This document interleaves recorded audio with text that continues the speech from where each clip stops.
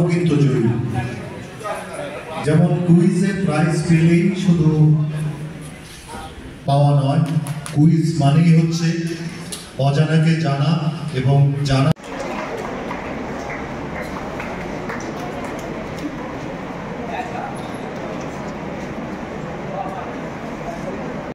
প্রাবন্ধিক লিখেছেন, কিন্তু যে বন্দে মাতরম যে গীত উনি আমাদের উপহার দিয়েছেন, তোমরা সকলেই জানো আমাদের এই ভারতবর্ষ দীর্ঘ 200 বৎসর আমরা ইংরেজদের দ্বারা শাসন এই ভারতবর্ষ হয়েছিল। এই ভারতবর্ষের হাজার হাজার কোটি কোটি মানুষ ইংরেজদের দ্বারা শোষিত, বঞ্চিত, লাঞ্ছিত হয়েছিল।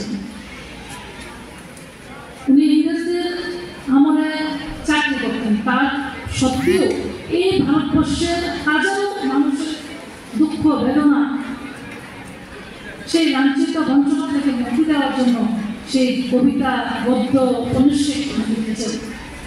এবং বন্দে মাতরম যে সঙ্গীত আমাদের উপহার দিয়ে গেছেন, সেটা হল সব থেকে বড় সুন্দর সৃষ্টি ওনার।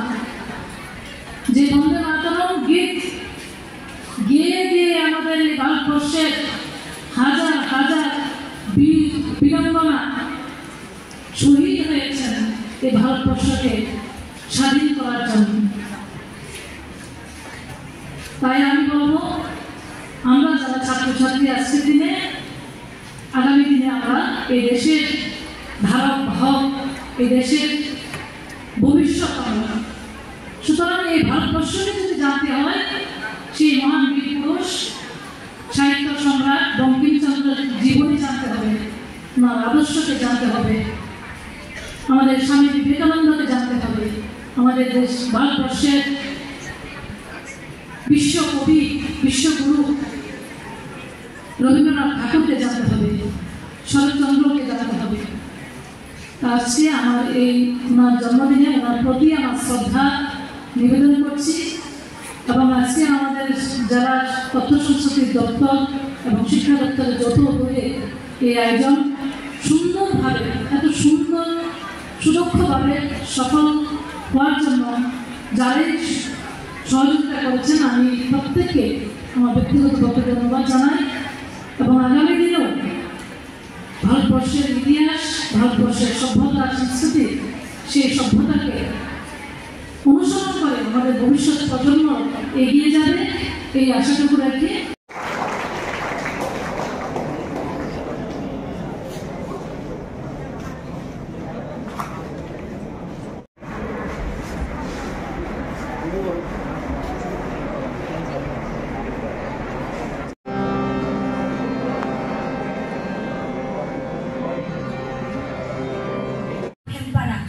কাঠালিপাড়া, এটা কোন জেলায়? কোন জেলাতে রয়েছে? নৈহাটিতে, 24 পরগনা জেলা, নৈহাটিতে। তোমার নামটা কি? অনামিকা শর্মা।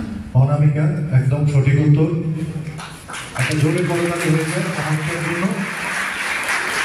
সঠিক উত্তর। ইংরেজ সরকারের অধীনে উনি কর্মচারী ছিলেন, ডেপুটি কালেক্টর।